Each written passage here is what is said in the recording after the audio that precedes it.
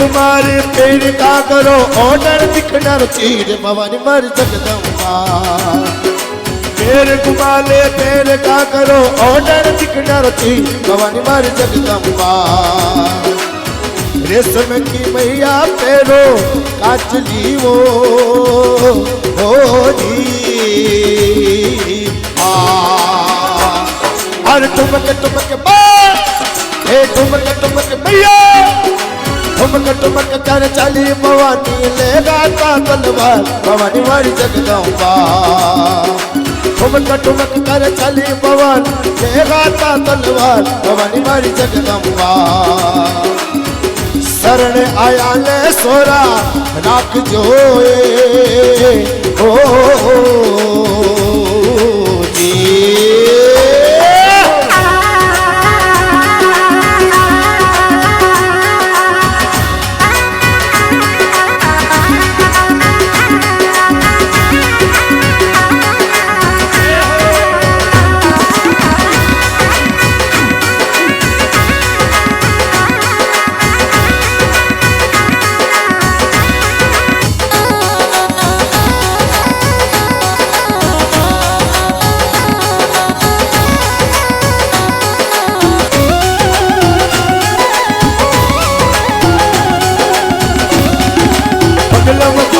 पैर भवानी पीछड़िया जगताल भवानी मारी जगदम्बा।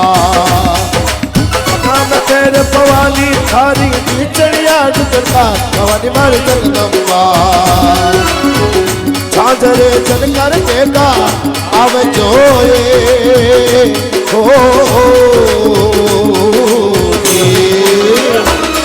और ठुमक मैया ठुमक कर चलिए भवानी देवा का तलवार भवानी मारी जगदम्बा। शरण आया न सोरा राख जोए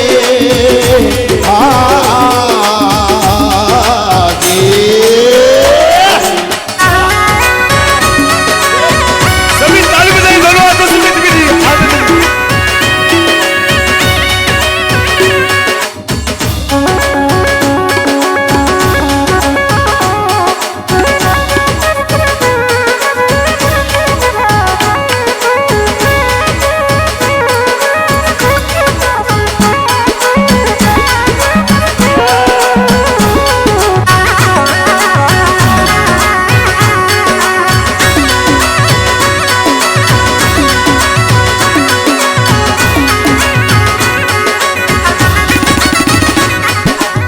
लाडू लाडू चूरमा लूबिया नारे भवानी मारी जगदम्बा।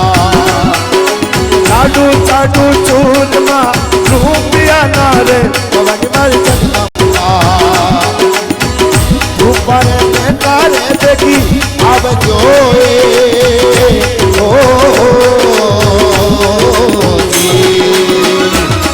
अरे ठुमक मैया ठुमक देवी अरे ठुमक कर चली भवानी देवा तलवार भवानी मारी जगदम्बा। भगत अरे बेड़ी तू तो अब जोए करुणा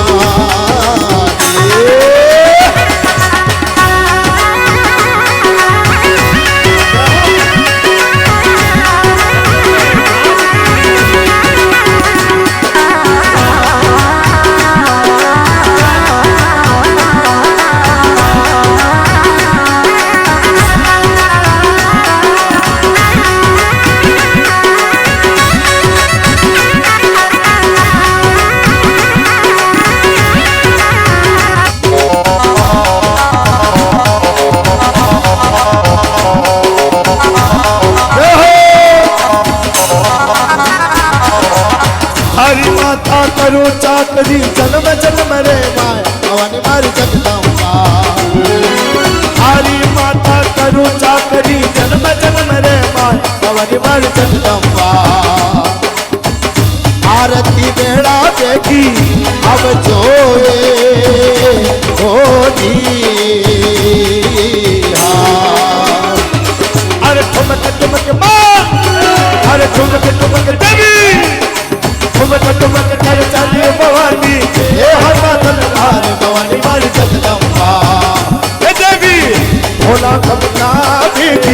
આવજો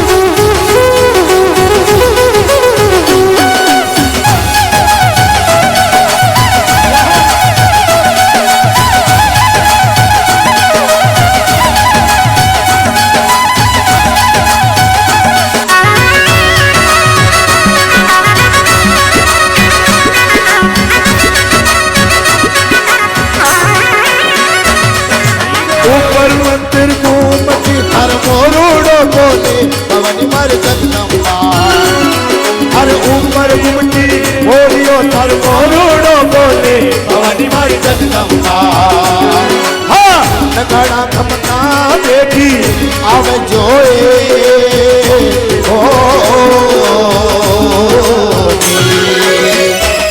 हर ठमक ठमक मैया ठमक ठमक मैया ठमक ठमक कर चाले भवानी ले आला तलवार भवानी मारी जगदम्बा हाँ भक्ता ने दर्शन देखी देव जोए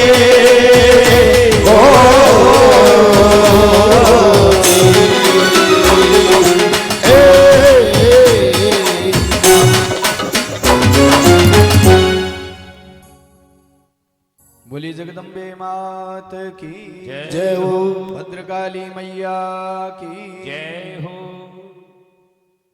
भद्रकाली मैया ने सारे डाकुओं का विनाश कर दिया।